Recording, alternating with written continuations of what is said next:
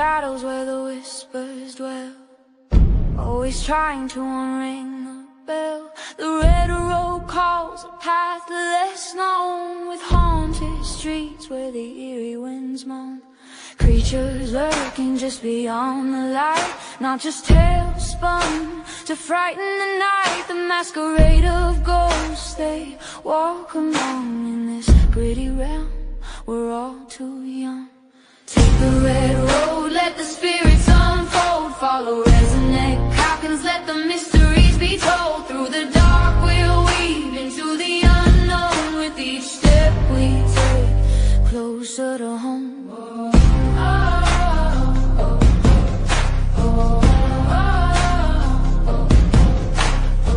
They say it's fantasy, those hidden cries, but the brave-hearted witness the truth in the sky.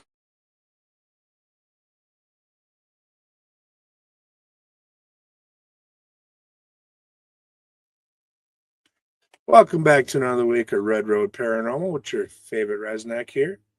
A few things to go through before we get to our first guest. Remember, June 27th, I will be in Baraboo, Wisconsin with Scotty Rourke and the Mad City Ghostbusters team at the old Baraboo Inn for their birthday party. We'll be helping with the investigations and the events throughout the entire night. There's still tickets available if you're interested in it. Check it out on their Facebook page. Also, I'll be in New Orleans August 1st and 2nd for the New Orleans Paracon. I'll be down there speaking on a panel about the Native American, paranormal, supernatural, and some of the medicines and protections with it. Now, with that being said, let's get to our special guest tonight, the bearded wonder, Mr. Tom Springer. What's up, everyone? How you doing? Love that beard, my friend. So glorious. It's just glorious, yeah. So, yeah. Hell yeah. So, for those of us that don't know who you are, why don't you give a little bit of background who you are and what you're about? Sure. So my name's Tom Springer. For those who don't know me yet, the beard is my trademark. People seem to recognize me where I go by the beard. So basically, I'm prior military. Had abilities when I was in the military, but did not know I had abilities, and actually didn't walk into my abilities until I was about 4 years ago when I was 49. Okay. Realized I went on an investigation with some friends and actually started picking up a lot of things and realizing they were like, I was with two other mediums and they were like, hey, what are you doing? I'm like, I'm just listening and talking to people around. And they're like, we can do that. How long have you been able to do that? And I went, 10 seconds. So then it kind of developed from there. But I do run the Stuff I Never Learned live stream. And that's simply because that was created because I really didn't know where to turn to ask for help about new abilities or anything else. So I kind of said, hey, let's build a community where we're not breaking the world trying to figure this stuff out and bring on guests who know what they're talking about to kind of help us along. And it's been basically going from there. So now I kind of do a little bit of everything. Nice. So you already beat one of the things I was going to ask you is when your abilities started. Oh, yeah. I think it's important to let people know that it happened. Like for me, it happened later, that there's no designated time when it can possibly happen to you. It doesn't happen to everybody in childhood or when you're born, and you're not born into it because of a gifted family. No one in my family has ever known about anything like this, and I'm the first one. So yeah. Well, they say that everyone has the abilities, is whether you choose to believe in them or to accept them. Correct. So I know in the era that I grew up in, if you told people you had abilities, you're nutty and a pet coon and you had a straitjacket on. Oh yeah. Or you end up where a devil worshiper, according to a lot of the religions. Right. They didn't believe in it. Yeah. So it was very taboo growing up. And it was very interesting growing up because I actually come from a Pentecostal Christian household, and my grandfather was an actual Pentecostal Christian. So my whole family was very religious. I grew up in the Pentecostal Christian faith, and kind of left the faith for a while, but always had the beliefs of it. And I still hold some of those beliefs with me. But you're right. It was definitely interesting growing up. And when you'd see people like us, then you were like, what's wrong with that person? But now it's a lot more common. Now it's a lot more basically appreciated in a way to be accepted by others because of your non-linear religious thinking. So Yep. Yeah. It's. I'm glad we're in a day and age that we are. Right. You know, because it makes it a lot easier with life to be able to admit openly what we are, who we are, and what we're about. Yeah, it took me a good couple of years even to like bring it out to the open at my work. Because like I said, I'm prior military, but I also still work for the military. So to talk about it openly, even in my office or in my unit I'm with, was a little questionable until they were very accepting of it. So I actually offered up a service. We do a services auction, and one of the services I offered was to offer to take people on a paranormal investigation with me for a day. Nice. And they bid on it. It went crazy. It like lit up like wildfire. So it was good that it took off so well. So that is awesome. Yeah. You know, I know the military, they've been studying the psychics and all that for years. Yeah. You know, you would have to, they automatically would have been open to it when one of them comes out and says, well, I have these abilities. And I'm about. The remote viewing from the secret files way back when from the CIA and everything else, you know, that's documented and stuff. But it was just for me being new to it, and then trying to introduce it to people who have already worked with me for 6 years. And then here I am 6 years later going, oh, by the way, I went on an investigation. Now it turns out I can see, hear, and talk to ghosts and a lot of other things. I'm back from my weekend. Hi. So made it a little interesting to turn that around. So it took a lot of years for me to come out public, and I didn't right away when I did come out public with a team. I didn't really lean into my abilities at first. I was more of the investigator, and I knew I was sensitive. I knew I had abilities, but I really didn't have that confidence in myself to say, hey, I'm a psychic medium. It took a lot of training and going through a lot of different things with the Independent Spiritual Association and working with a lot of other mediums, of them going, hey, you know you're more than what you are. You need just to admit it. You need to admit it to yourself, admit it to the world, and take your path. Yeah. That's kind of how I had to come about, because I'm like, oh great, I'm part of an investigation team, but I was always like, but this is happening over here. And with the team, I would talk about it, but outside, like when I would like take people on investigations and stuff, I was just like hand out my equipment and go, this will tell us what's out there, rather than saying, and by the way, I can do it too. So I kind of stepped away from that for a little while. But now I tell people, I'm handing you the equipment so you can validate what I'm telling you, so you can sense it yourself. So I use the equipment to validate what I'm feeling, picking up on, what I'm experiencing. And I love that with the equipment, but I think a lot of teams rely a little too heavily on the newer equipment. I do too. I'm okay with it if that's all they know and that's what they're used to. But if someone is on the team that can basically read ahead of time, and they basically, like if I was out on an investigation, I very much trust my abilities. But if they're telling me I'd rather see the equipment happen than you, at some point they have to understand that I have been right 99% of the time, and the equipment's been validating me. So maybe you can trust me more than just relying 100% on the equipment. Exactly. And I'm fine if they want to use the equipment, because that does validate those who don't know or can't see or feel or hear anything else, that this is actually what's happening. But most of the time, you're going to know ahead of time. Somebody like, oh, by the way, someone's here. Let's start asking questions. And all of a sudden, like a REM pod starts going off or something else. They're like, how'd you know? And I'm like, you asked me to tell you when there was someone here? What you brought me along. It. What you brought me along for? But so it's a lot of fun to do. Cool. Hi, Kimmy. Now, do you actually see them, or in your physical eye, in your third eye? How does your abilities work with you? So mine are kind of mine are very hybrid. The first one I saw was actually an apparition walk in on me.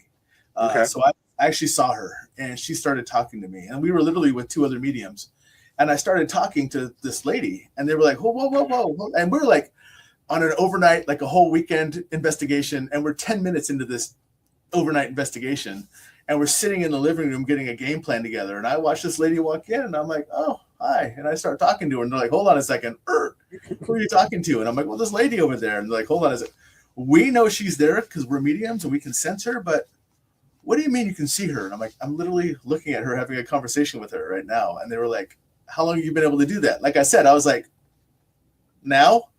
And they were like, oh, this is going to be so much fun. So we've had an understanding through that. And for the time I've been doing it, is that they don't have just one way to come to me.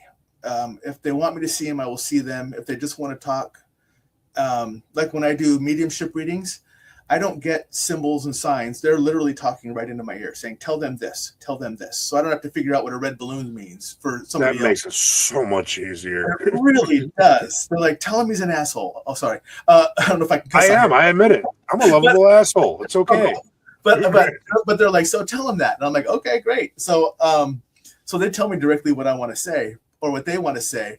But when it comes to things like paranormal, I also have another side, which a lot of people seem to be more interested in, which is my ability to see, hear, and talk to earth, wind, water, fire, and metal elementals. From our environmental Native American side, from our indigenous side, I can actually just talk to them just like I am you right now, right. and see and discuss with them. So it's really interesting to have these conversations. And when I go on home investigations now, when people contact me to say, hey, I think I have something in my home, there's a lot of times that I have to kind of go in and go, it's not a spirit. Something has been disrupted around here, and it's environmentally causing the issue. And so now you're dealing with an elemental, and have that discussion with them about it's not dangerous to you. It's just, it doesn't understand the human energy. So when it works, it pumps out this huge amount of energy, and you're getting overwhelmed and anxious because of the energy you're feeling from it. And all of a sudden you think you're scared because you're being attacked by something. It's really not. It's just trying to like heal the earth or trying to take care of the whatever. But you feel it the same way you would a spirit. But when I walk in, I feel it and see it totally different. So I can help differentiate between those two. Yeah. When I've had interaction with the elementals, they've always had a very more dominant feeling to them versus Absolutely. a regular spirit. Yeah. It's larger than life. Yeah, that's really, it's not. I've never been able to find a really good way to explain. It's like. I try to tell people it's Bill, I was already there. I went and talked to a couple of them while I was there when I was at the last event I went to over there. Yep, that's my home haunt. Oh, is it? Yeah. I was out there. We went out there last summer, blistering hot out there. And that's actually where I met up with, where I first met Gwen. But I try to tell people that there's definitely a different feeling. But if you have not interacted with either one, spirit or with elementals, you just get anxious and you just like freeze up and you don't know what to do. But it's constant because they're literally using that energy all the time to help heal the earth, whatever form it is. But it's definitely a different feeling if you know what you're feeling. And that's what is nice when I walk with other people and they're like, we go on, like they'll ask me to, hey, come do a home investigation with me. They're being told they're being haunted. And we walk in and they're like, I don't know this energy. And I'm like, I do. And they're like, what? So then we start talking about it. And they're like, oh, hey. So, see, it's like Beetlejuice. I said her name and she showed up. Right. Yeah. So that's kind of how I try to describe it to people. Is if you don't know, it's just going to feel the same initially until you're around both of them. And then it becomes a completely different, overwhelming for you. And I try to explain to people, spirit is easier to reason with than elementals, because elementals, their whole goal is just to protect the earth and to fix the earth and to heal the earth. Whereas one track mind. Right. Yeah. They don't have they don't have a human conscience. They don't have that. Yeah. They don't care how we feel. If their tract of land is in the way from them healing the earth, your tract of land is going to get cracked or whatever else, because I always tell people there's a good example I have of this is, I had a friend of mine who was going to build a home and, they leveled a bunch of land and he called me up. He goes, Tom, I don't know what's going on. I've tried to put my foundation down 3 different times and it keeps cracking. And I said, did you fell a lot of trees and wipe out a lot of nature before you did it? He said, yeah. I said, have you given anything back yet? He goes, what are you talking about? I'm like, do you have plans to plant bushes and trees and stuff around your area? He goes, yeah. I go, do that first, like just a couple of them, just so they know you're going to heal the earth back, and then pour your foundation. I go, it's kind of like an offering to them. And he did. He was like, and then he calls me up. He goes, dude, what are you talking about? My foundation didn't crack, and now I have all this stuff up around me. So I'm like, yeah, that's exactly what it is. Yeah. You know, another thing, put out a spirit plate for him. Oh yeah. You know, yep. Leave tobacco for him. That's exactly what I tell them. I'm like, hey, do tobacco, do wheat, do whatever to put down as some form of an offering to them, to let them know you're giving them an offering to allow to work on the earth, and they'll accept that. Sometimes. Yeah. I can't say all the time, but sometimes. Some of them can be a little stubborn, but they can. Yeah. So my first encounter with an earth elemental was kind of surprising. This is when I realized that a lot of my abilities I'm developing, I've had from way back when, and I'm just relearning them. Yep. Is I went to a location and I had to face an earth elemental, and it ran from me for the first time. And I went, whoa, hold on. What's going on here? Why are you running? And it says, your essence is older than I am. And I was like, oh, that explains the gray in the beard. But as I was trying to have a conversation with it, again, it does not understand. So it just threw rocks at me, and then went flying out in the other room where the other people were and everything else. Like, what the hell just happened? I'm like, hey, it's mad. It threw rocks. So, so that was my first engagement with one. And then I started learning, oh, wow, you don't look the same as all the other earth elementals. You all have different looks about you.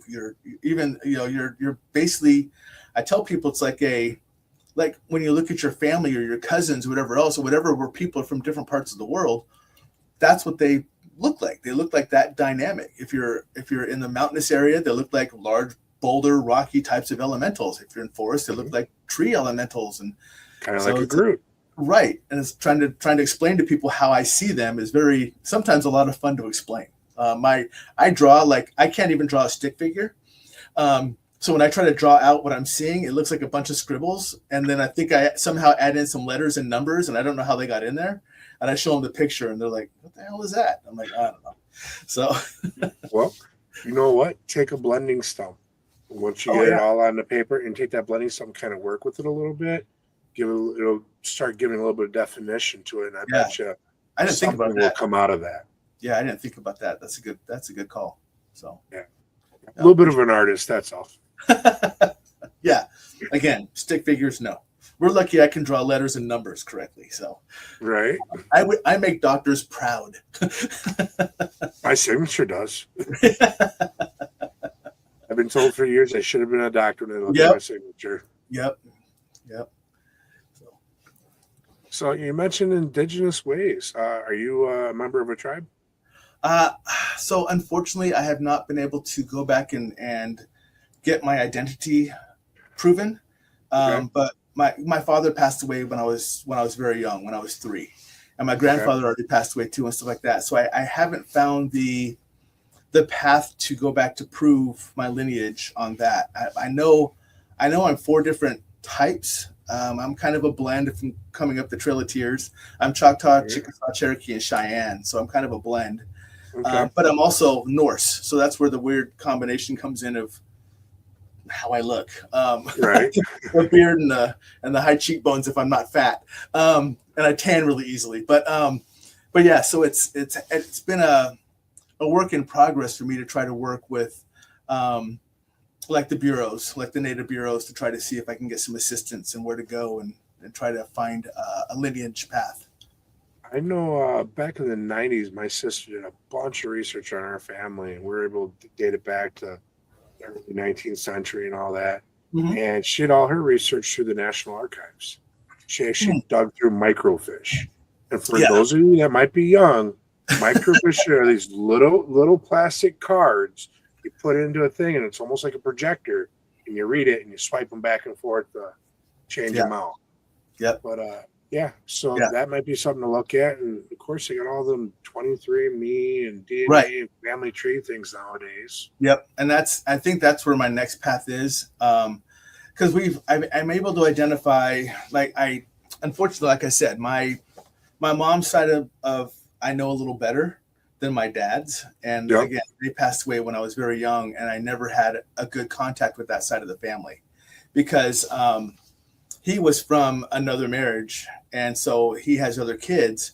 But when it came to me, it was just me, my mom, and my dad. Really, at that point, that was from his side. So Okay. I really didn't have the connection that I needed to help further that. But I've had a couple people say, "Hey, let me go ahead and get you in touch with like the bureaus, the native bureaus, stuff like that, to try to see if they can assist you." So Yeah, the BIA. Yep. So I'm looking through some of that to see if I can get more understanding of in depth of where what it's all from. So Yeah. But growing up, that's what was like written down that my dad had and everything else that I've grown up knowing. So Okay. yeah. Nice. Well, I wish you luck on that journey, because Thank it's you. a very rewarding when you find out, basically where you come from. Yeah. And it does explain a lot with the beliefs that we have. Mm-hmm. A lot of our Yeah, beliefs stem back to that. It's in our DNA. Yeah, and I'm very strong in that. I mean, it's something I've never wavered on. But it's a very interesting combination, being Norse and indigenous. My Norse side I know a lot better. I can track that one back a lot more. That's my mom's side, so I can track that one back a lot better. But it's just very interesting. So if you want to know how to say that name, it's Uilani Ku'ule. She's from Hawaii, so Nice. My niece is over in Hawaii. She works in that big telescope over there. She's one of the scientists on it. Yeah. So most people call her Mary because they can't pronounce Uilani Ku'ule, or they call her Uilani. So Ui sounds good to me. she's a bleed over from when I do my show. So Nice. that's When are your shows? So when are they right now? Yeah. Or what are they? So When? So we can say what too, but so right now my primary show is actually on hold. I'm not going to start that back up again until fall, and that's the one that's the main one. My stuff I never learned from a school book. okay. That's my live stream. We'll see if Gwen's still on here, because we'll see if she reacts. I'm actually maybe discussing coming over to the All Access Network and Come to the dark side. Right? So we'll see. But she and I have been working out some things. But with me working for the military, the summer's been a little busy, so I kind of had to shut down things because I've been traveling so much for work. All my recorded stuff is still out there though for 4 years, so people can go out and watch it. It's not a big deal. Kind of get you warned of what's going on. Oh yeah, there you go. So she's your niece on the same island. But it kind of warns you ahead of time what you're going to be prepared for if you decide to come watch my show. Other than that, I'm the Midwest director for something called the Paranormal Existence Research Society. I don't know if you know Bill Slevin, but he's our primary director. And we're a worldwide group. And this is when I do my home investigation stuff, because we have a huge team of people across the world that we can reach out to and say, hey, I'm doing a psychic and mediumship type of thing, but I need something from here, or I need something from here. So we can go pull from the team, because there's so many different people in the group that we can. And our the greatest part about our home investigation stuff for people who think they have something is we're free. We don't ever charge for anything, because it's too easy to dupe people into believing what you have and say, hey, you have something here, and for $5,000 I'll get rid of it. That's just wrong. So so that's the other part I'm in, is that, but that's not really a show. That's just another program. That's another part that I run. And then I do have my own investigation team. It's literally just me and my wife. We get asked all the time for people to join, but we do have a team that we're the Sixth Sense investigation team. So very cool. That's who we are. So, but yeah. I'm no longer team affiliated, so I kind of help out with a lot of other teams in the area when they call me and say, hey, mind coming helping out this investigation, whether it's a private one or a public one, stuff like that. And I've learned now since I've become an independent, I love the freedom and the right that, when people call, I can say, I can be there tomorrow. I don't have to run it up the chain and see if they got everyone's got time. Yeah. And for us, it's big to see, because it lets us see how other teams investigate, because it is just my wife and I. And if we're just like, hey, people say, hey, do you want to come investigate with us? We would love a couple more hands. We're like, sure. And it teaches us a different dynamic that maybe we hadn't thought of.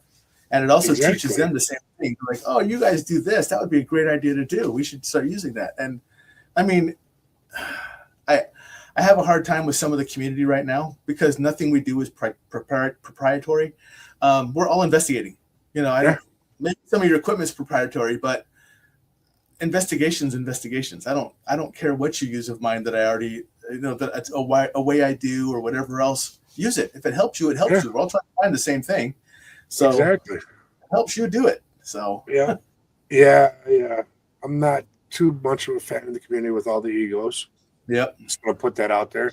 Yeah. I think if we work together like you do and like I do with more teams, not only are we learning from each other, but we're advancing and building bonds and friendships that later could help someone else down the line. Right. Absolutely. You know. Yep. So and that's the biggest thing with, you know, those of us with abilities.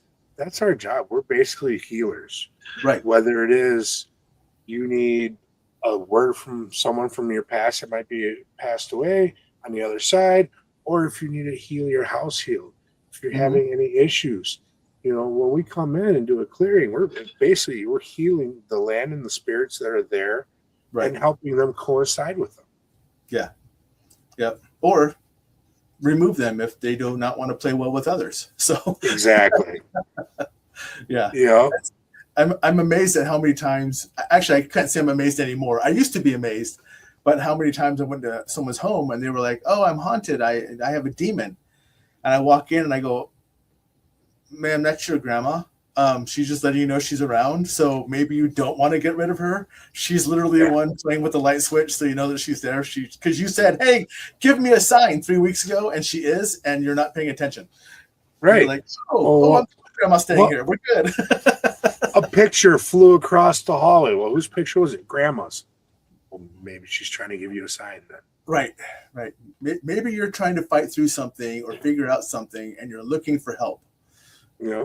Grandma's sending you a signal. So exactly. Yeah. You know, and tell everyone right now, be careful about the signs you ask for. Yeah. All right. I asked for a sign about my career. And guess what? They gave me a heart attack, and then I got fired a few days later. Forced to resign. But it was a large enough sign for me to see where my next path was going because I wasn't listening. Yeah, that's and I'll share this because my wife's okay with me sharing it. But they gave her a sign too. First, actually, they gave her a couple of them. First, she broke her shoulder, dislocated her shoulder, and then she still did not slow down enough. So they went ahead and gave her breast cancer and said, now what you going to do? And she's like, I guess I'm slowing down. And she literally took that as, I guess that's a sign telling me I need to slow down and take more care of myself than everything else around me and just, you know, step back for a second. So it's good for her. She's really slowed down. She's in full remission now and everything else. So she's good, but she definitely has taken that step back and said, okay, I need to do me time as well. So that's good. Yeah. I was at that threshold of, do I keep working for advancements or do I just say it's time to start following my passions because I'm in a place in my life where I can? Right. And I hemmed, hawed back and forth for months on this. And finally, you know, literally 4 weeks ago, I was in the hospital and like, oh, you're having a heart attack. I'm what? Yeah, well. Yeah, I knew my blood pressure was high, but I didn't think it was that serious. Yeah. And so basically decision was made for you. They said, hey, we're going to go ahead and put you in the situation where you need to understand what we're telling you. Yep. You are being sidelined for a reason. You wanted a sign. Here's your sign. It was a big sign, but you have a sign now. Yep. Exactly. Yeah. You know, and then, you know, sometimes, you know, most people waver back and forth. Me, since I've been off work now for the last 3.5 weeks, I start thinking about going back. Then I start thinking about the stress involved, how unhappy I was. And I go, I'd rather just help people. Right. I'd rather do my thing in the paranormal. And even my tattooing, I'm healing people. Because a lot of people that come to me for my tattoo work are ex-cutters. Or they need someone to talk to. They need them endorphins. And they don't have that outlet, so they don't feel like they're comfortable going to talk to a doctor. Right. And it's no different than them pouring their heart out to the bartender when you're half in the bag. Yeah. Except for this time, they're sober and they're actually talking about things Yep. And I can use my intuition to kind of say, well, this is what I'm picking up on, or B, I can use my own personal life experiences or the experiences of my family that I've seen to help them. Yep. So to help them heal along their journey. Yeah. Can I do a shameless plug for somebody that's in your audience right now for that? Go right ahead. Go right ahead. So Kimmy Corpse, her first name is actually Kimmy. And she and I live in the same area. And I've worked with her a couple of times on larger events, not together, but we've been in the same conventions. But she's one of those people. She runs Belladonna Tattoo Parlor, and she does intuitive tattooing. So someone will come in and she'll just get a sense and be like, hey, draw what you feel, tattoo what you feel. And so she does a lot of intuitive tattooing. So she actually works at Belladonna Tattoo Parlor over in Bellevue, Nebraska, just east of Omaha. But she's a fantastic person for doing stuff like that. I can't give her enough credit for taking the time out, same thing you do, to sit and listen to people who just sit down and do tattoos and just kind of share their angst or just their life with them. It's to me, it's equal to like a bartender sitting at a bar, except now they're getting ink work instead of sitting there drinking a beer. And you're just kind of therapists. You're therapy and you're therapist while you're tattooing and while you're listening to them and helping maybe give them a couple of ideas that maybe they hadn't thought of. So Kimmy's that same person. So hopefully, awesome. Gets that. Hopefully one of these days, me and that Kimmy Corpse will cross paths. Because I know there's also another Kimmy Corpse down south. She's usually pops in the show also a lot. This might be the one. This might be your Kimmy Corpse. Because there's another one out there that I know of that she's out here in Bellevue. So I say, I mean, I literally just got all the lightning done on my arm. Nice. And it's not quite done yet. He's done it all, but he's going back to do all the highlights on it with colors and everything else. And he has the one that has the pigment in it that when you turn the lights off and put a blue light on it or a black light on it, it actually shows up like fire. So I have some of them. That's his next step he's doing on my arm. Nice. So I know what that's like. I sat there and talked to him for like 2.5 hours while he worked on my arm. And when I left, it wasn't just good for the tattoo, but it was good for my soul. So it was, it was just a nice talk. So it is, you know, and me personally, I can tattoo myself all day long. Yeah. And it's hard to find a time and someone you can trust just to lay in their chair and get that. Right. Because we need it too once in a while. Well, right. Absolutely. And that's what's good about the guy who does my tattoo work. We're close enough friends, and I know enough about his past story. Even though we're very recent friends, we trust each other like brothers, and he'll sit there and just talk to me the same way I talk to him. And so it's very cathartic for both of us to be able to just to sit there and have that conversation. So I feel you guys have been around this rock before together in a past lifetime. That's where you guys feel that. I think so too. It's very comfortable. When I first met him, we were there right on the page as soon as I met him. So there's been a handful of people I've met over the years that have been that way, where it's like you start talking to them, next thing you know, you're talking about the most intimate shit in your life. Right. You're talking about families and stuff like that. It's interesting how quickly you can just turn on that switch with somebody and know you're going to be okay, that you can trust them. Yep. Yeah, absolutely. Definitely. So do you do any kind of like card readings or anything like that, or? So I only pull tarot for myself, and that's only like if I'm struggling with something. For the most part, I'm pretty solid with what I started doing it just once a day just to kind of see if that's how my day played out. I wasn't trying to affect it, but I would just see it, and then at the end of the day, I'd be like, oh yeah, I forgot to read a card, and I'll go back and look at the card again and go, oh, that happened, or oh, I can see how it might have tied into that, but not fully. So I'm not a tarot reader by trade. Mine is really like this. It's face to face, over the phone, through video, whatever else. And I pick up things all the way across the world. Like I was doing my show like this, and a lady that I'm very good friends with, I call her my sister, from Indonesia, she popped on and she had a question. And I'm like, oh, I know who exactly that was. And she's like, I was like, that's all the way around the world. How did you know? I'm like, because I'm watching it through her eyes as she's doing it. Yeah. And they were like, okay. So, and I was naive, still kind of naive, but I was naive enough that when I first started having my abilities, I'm like, okay, so now that I have abilities, we all have the same abilities. I did not know that we could have like just some of or different. I just thought we all had the same. Once you had abilities, everyone had the same abilities. Now I know better, but initially I was like, what do you mean you can't do that? I've been able to do that for like the last month. And like, yeah, that's unique. And I'm like, oh, okay. I didn't know that. So yeah, every so often it's like with me, I'll get names. Yeah. And it shocks me every time when I get a name and it's actually right. Yeah. You know, but very rarely does that happen. But a lot of people I talk to go, no, I don't ever get names. Yeah, I get names a lot. That's actually what I get. I don't get letters, I get names. Like I'll get a full on name. But now my latest curiosity ability has been like I'll be driving by somewhere and I'll get a name and I'll come back and I'll ask Nikki, hey, who is this person? And she's like, oh, that's so-and-so's husband. And I'm like, is he alive? And she's like, yeah. And then like 2 weeks later, we find out he has an illness. And I'm like, uh-oh. So now I'm starting to pick up on live people. And it seems like when I do, something's coming up. Normally they're already sick or they're going to get a sickness or something along those lines. And so it's almost like I'm picking up on future developments that may have a problem with their health. And that's new. I fought with it if I wanted to actually accept that gift or not. And I've decided I do.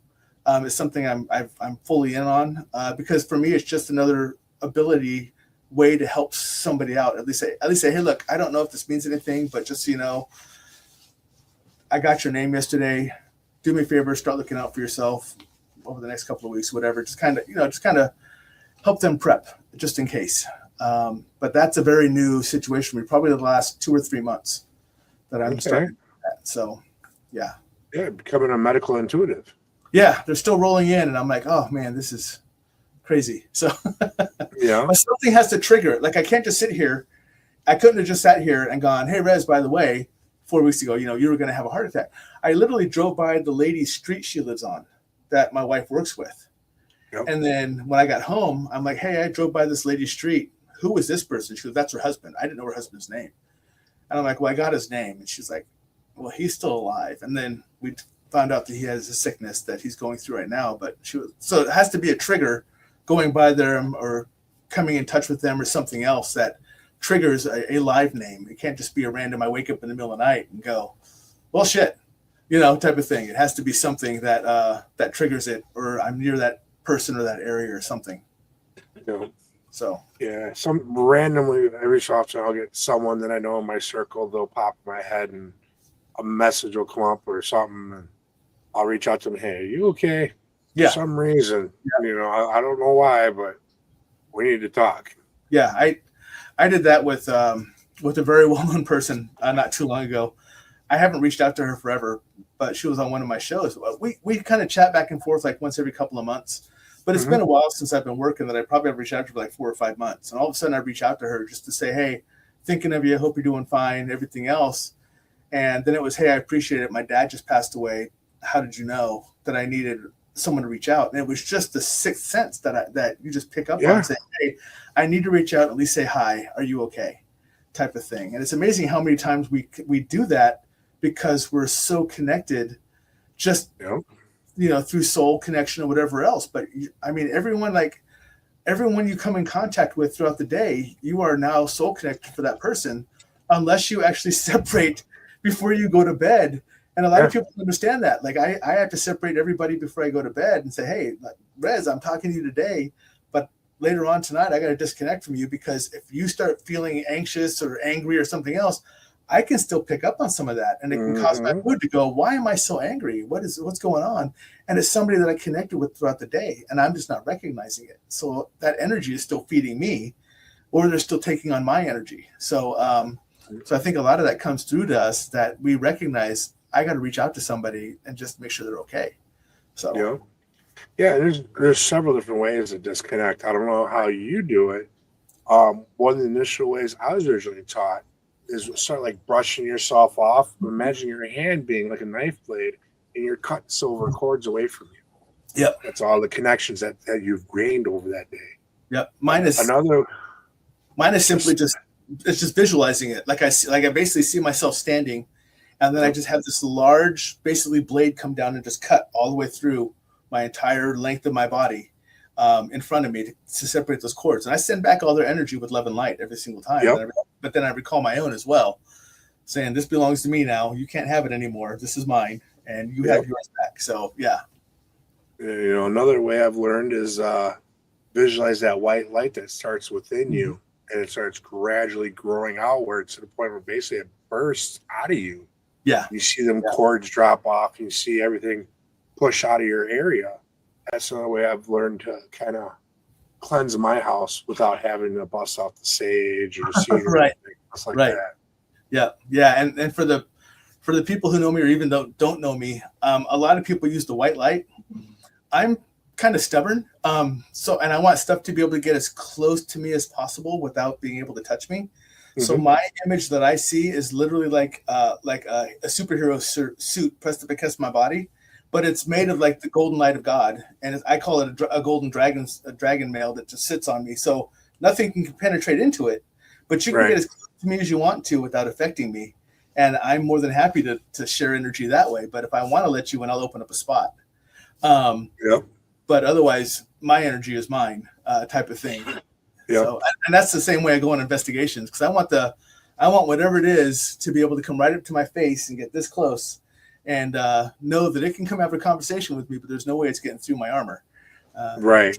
But there's a different reaction if you try to come through my armor. It's not going to be pleasant to you.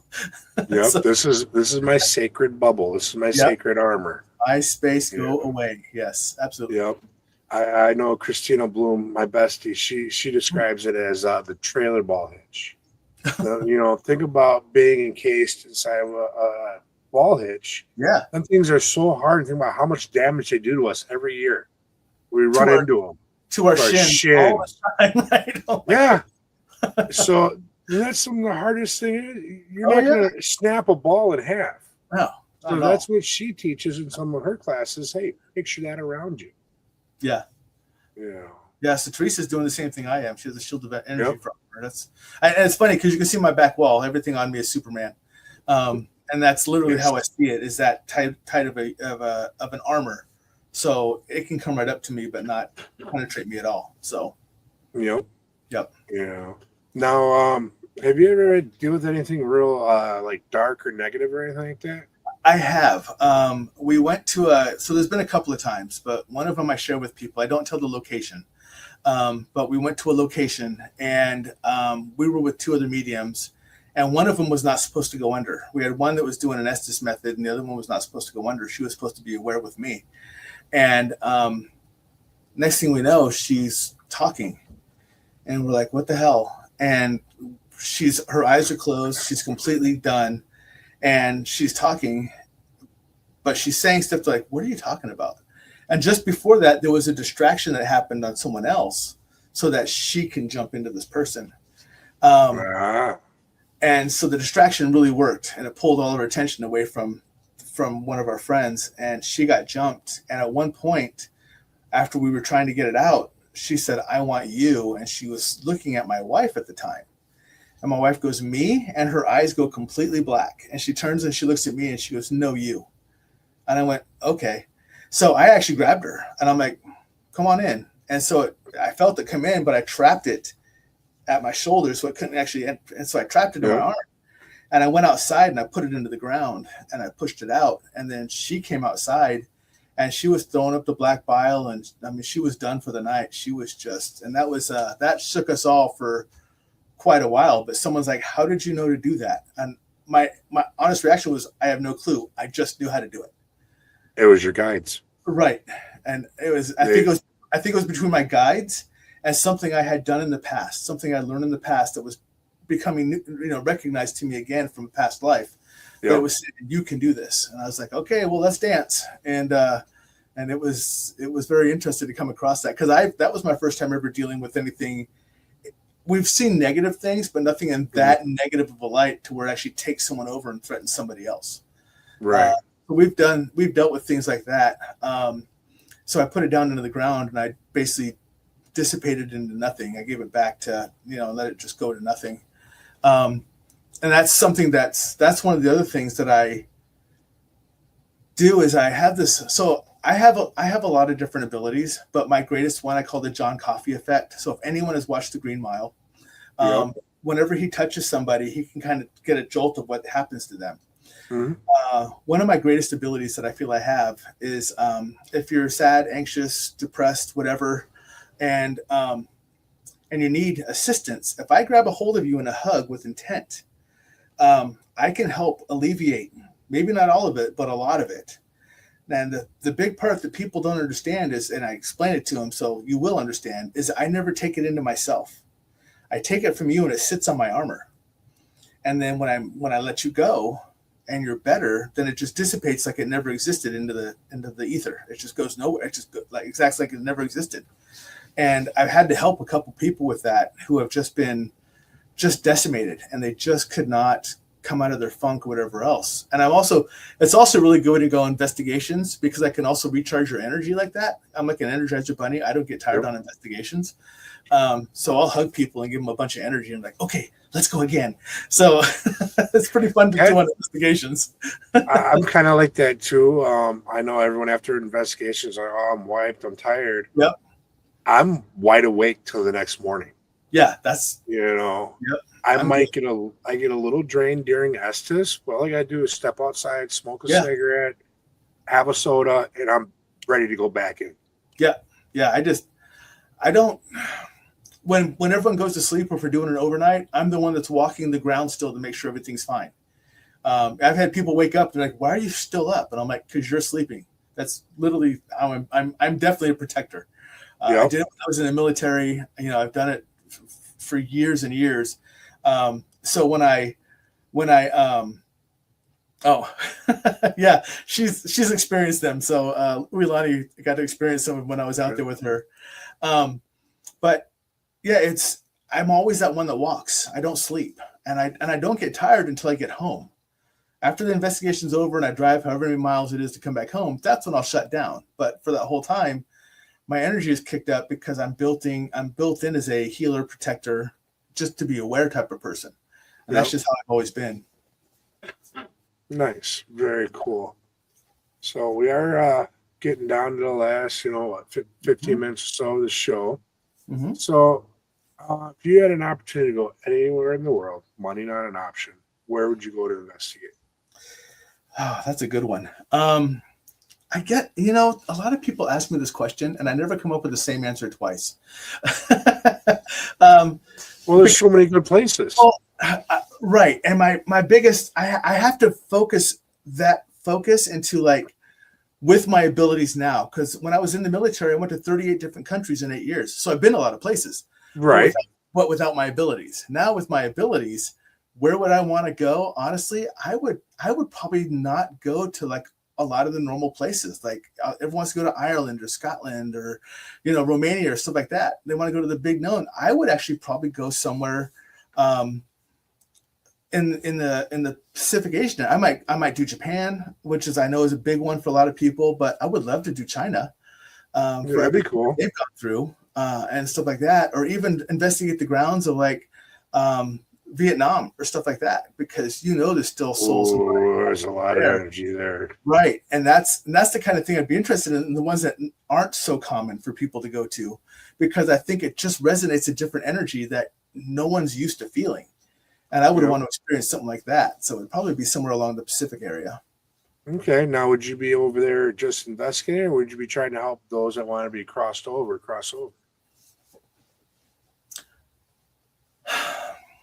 So the question always comes down to, do I have the right to cross them over? If a family member asks me to help cross someone over, then I will help them cross over. If it is a being that has passed and has just been stuck, quote unquote, stuck for a while, and they're just lost, I may try to help them cross over. But I will always try to seek permission first to cross someone over before I cross someone over. So that's for me, that's kind of a double-edged sword. I have to make sure that I've exhausted all opportunities to help the person, find out first if I'm allowed to before I do it. That's the proper way to do it. Right. I've had times where I've had to help spirits cross over. That's because they wanted to. They were here, and either they didn't know any better, or they thought that it was all fire and brimstone if they crossed over. Right. They were scared. Whatever the reason may have been. Or they just didn't know how. Like they're just like, hey, I don't. It was an instantaneous death, and no one gave me a rule book on how I'm supposed to go from this side to that side. You know, right? Where's my playbook? So yeah. Yep. So yeah, I get that. That resonates totally with me. Good. Now, what's your thoughts on UFOs? Just throwing it out there. I believe in them. So one of the other abilities that I've had for quite a while is when I hear spirit here, I hear it here, or I feel it here. Yep. When it's other dimensions or other beings, it's through my shoulders. So it's a totally different feeling when I'm talking to a different dimension or a different location outside of what we consider our spirit realm. The feeling hits me differently, and the voices are different. I can still understand them, and I think that ties to the fact that I know that I have many starseed pasts, and I have DNA in different starseed locations. So I believe I can speak the language. This is why I understand them a lot. But I've also talked to too many people who have had experiences that are even though they don't have solid proof in their hand, the story is too legit to say, even if it's wrong, you totally believe it. So I have to trust you're the one who experienced it. Yeah, you can feel the genuineness. Right. So I believe in it. We have a lady out here, Christy Peterson, who is known to be like the foremost known person to speak with from NASA, and she has a hybrid child. So she's talked on my shows and everything else. So I absolutely believe in it. So nice. Yeah, I think if you're closed-minded and think that we're the only life forms that the Creator made just on this one special rock on this vast universe, come on. Yeah. Let's open our eyes up and think about the actual science behind that. Complete arrogance. So yeah. I agree. We're not even the top of the food chain on our planet. So no way. Yeah. We are definitely not. Right. There's many things out there that will take us out if we let it. Yes, absolutely. So now shameless plug time. Okay. So again, I'm coming back probably onto this network, the All Access Network, with stuff I never learned from a school book. I'm still working that out with Gwen. So stay tuned for that. Again, if you need assistance for home investigation, business investigations, anything else, we work in person as well as online across the world. And our team is called Paranormal Existence Research Society, or PERS, P-E-R-S. And then finally, if you're in the local area and you want to team up, I'm in Omaha, Nebraska. So basically local area to me is 5-6 hours out. If you want to team up and you want to do some investigating together, feel free to reach out to me directly at my site. My site is Stuff I Never Learned from a School Book. I have email there. Or you can go out to Sixth Sense Investigations and my link out there goes to the same email. So you can email me out there. Awesome. Yeah, guys, if you're not following them already on Facebook, follow them. Appreciate Check out his shows when they come back. This is the first time we've actually had a chance to actually talk. Right. I think we met at the Rock Down last year. Yeah, I think. Yeah, it was Paranormal Rock Down. That's where we were at. Yep. So, and when I first heard the name, it didn't dawn on me until I seen the beard. Like you said, else. Well, I've met this guy before. That's actually where I met Gwen and Bill and all them too. It's the first time I met them, so it was great.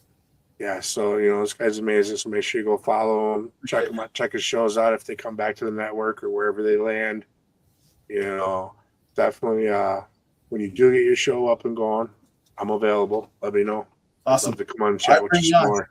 I'll bring you on. Even if it's back on this network, we'll just switch and we'll just have you come on my show. There you go. So, all right. So, my pit bull's going nuts over here on my bed for some reason, tearing it all up. Hey, stop that. As you see the dog father. So, anything else? Any last words you want to tell anyone? I just appreciate you having me on. I'm glad for those who follow me that came over to watch you. And I'm going to do the same thing because I'm telling you what, you remembered me from Broadhead, but I remember you because I talked to Gwen about you. I went out and saw some of your shows on here and everything else, and I really appreciate it. So if you're not following me, if you're not following Red Road Paranormal, get your ass out there and start following, because Rez is a hell of a guy. So thank you. And I think we're kind of from the same cloth, that we're available to help others, and that's really what the shows are out, is to kind of share the information. I always tell people, it doesn't matter how funny or how dumb the show is, you're always going to learn something new.